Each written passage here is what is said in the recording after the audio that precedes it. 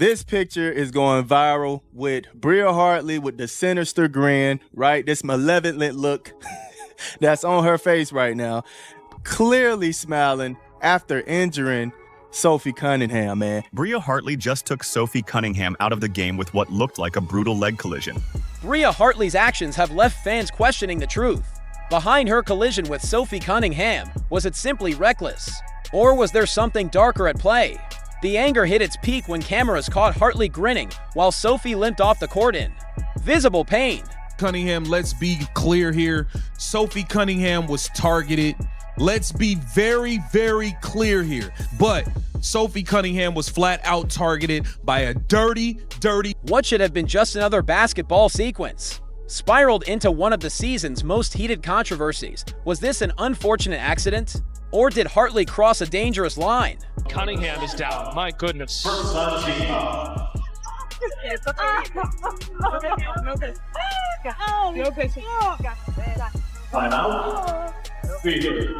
Should be.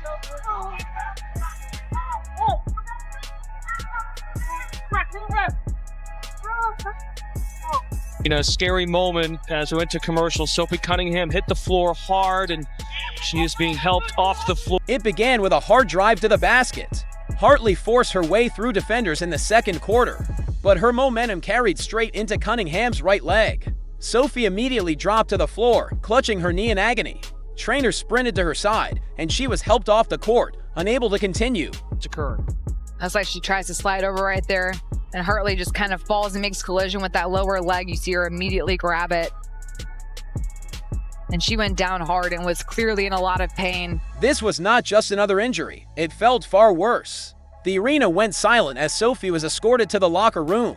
She was ruled out for the rest of the game, and fans were left stunned. The replays did not soften the blow. They made it worse.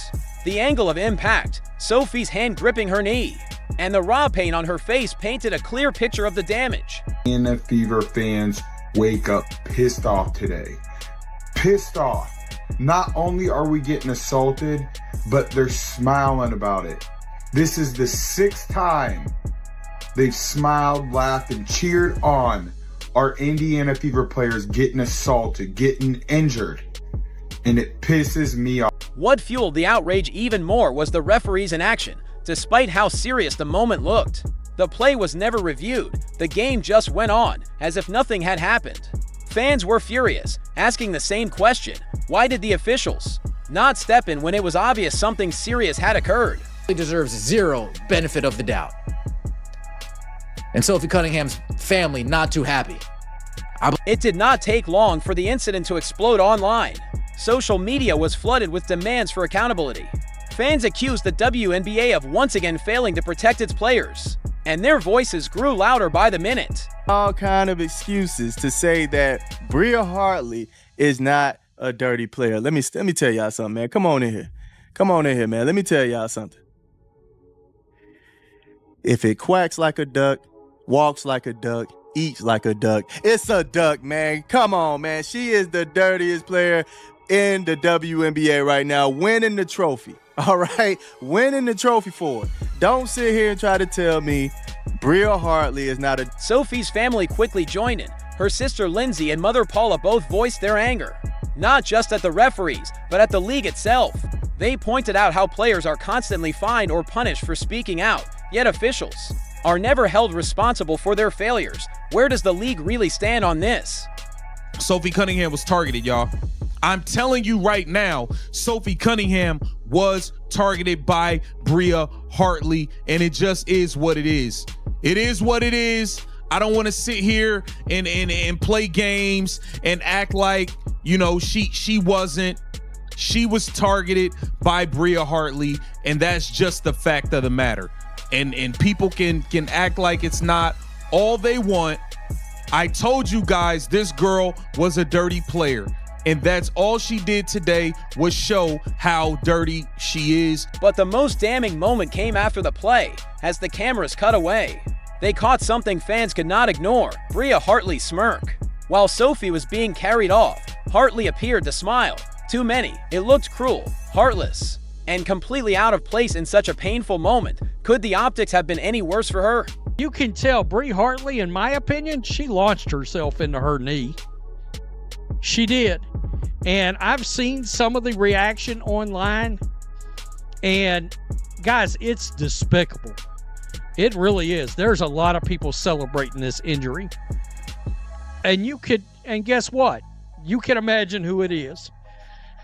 It's members of the old WNBA fandom, the ones that root for Paige Beckers and Angel Reese and Asia Wilson and all the usual damn stuff. Social media went into overdrive as the clip spread. Fans replayed it again and again, convinced that Hartley was laughing while Sophie was in tears. It was no longer just about the collision. It became about Hartley's complete lack of remorse. 7 to shoot. Cardoso rolls, catch. Cardoso over the top, can't get it. Reese fights for the rebound and a foul, and this time gets a little chippy and a shove on Nelson Adota. And listen, this arena, typically we'll see some ringside fights, and Charles this time trying to fight through the official, points a long finger as both teams walk to their respective corner. But we mentioned the physicality and that last possession, the contact being let go. This time, I think it was accidental by Hartley. And then Reese just with a big reaction. And Tina Charles, being the vet that she is, gonna stick up for her team. If you know anything about Angel Reese, she is going to go hard. She's tough. She cares about making a stand for her team. And I love the reaction from Tina Charles as a vet. You want to see your vet. And for many, this moment only confirmed what they already believed. Hartley's career has been littered with reckless plays and confrontations. Earlier this year, she grabbed Angel Reese by the hair during a rebound, sparking a heated argument. Not long after, she got into a scuffle with Rebecca Allen that ended with her being ejected.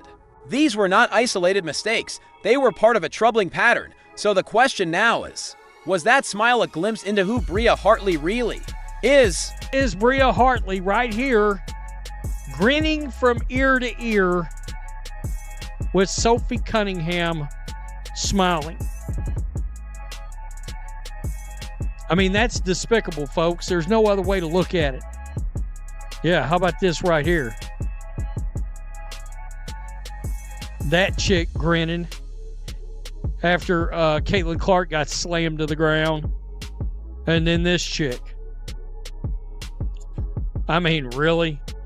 Fans and analysts started piecing things together, looking at Hartley's history. That smirk after Cunningham's injury didn't feel random. It felt like the latest chapter in a growing reputation. Kelsey Mitchell! Every game is a home game! Listen to the crowd in Connecticut. Final score in overtime. Fever 99, Sun 93. And Indiana completes the greatest comeback in franchise history. Her track record now cemented her role as the villain of the story. Hartley's reaction on the court, combined with her past incidents, pushed social media into overdrive.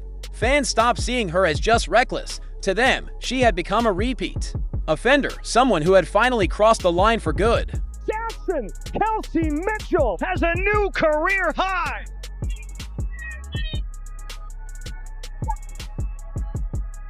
Backdoor Mitchell bouncing in the paint for two.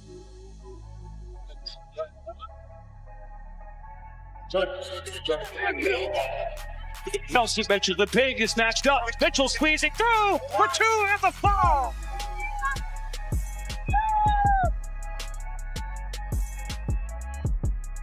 Fouls on the other end. It's Mitchell launching it, connecting. Even Sophie's family couldn't stay quiet. Lindsay Cunningham, her sister, blasted the referees, pointing to how the WNBA punishes players who speak out but rarely holds officials accountable. Her question was sharp and simple. Why didn't the league step in? Another double-double for Aaliyah Boston. Boston will fire a three. And Boston the putback.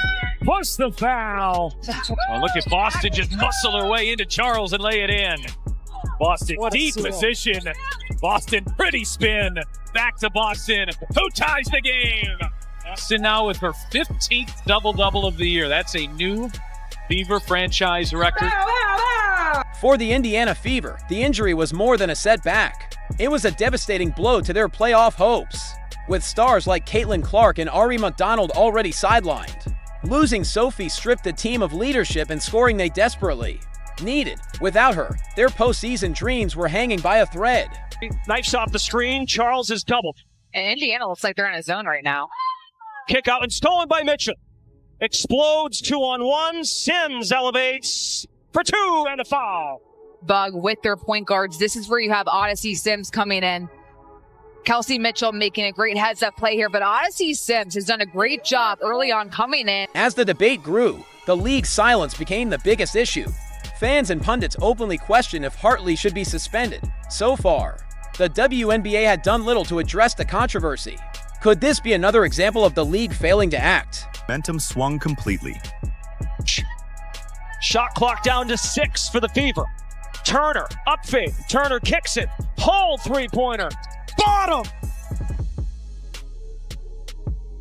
Indiana. Looking back, the questions only got louder. Was this truly an accident?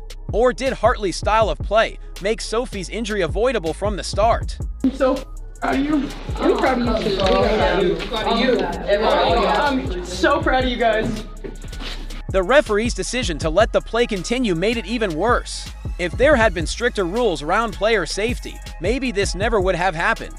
And that smirk, for many, it became the defining image of the entire controversy. But what did it mean? Was it adrenaline, or was it something deeper about Hartley's mindset? We will never be counted out, because that is worth it.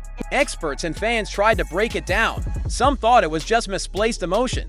Others believed it showed someone who thought she was untouchable, immune to consequences. To fans, it was clear Hartley had stepped over the line. Foremost, they're good human beings.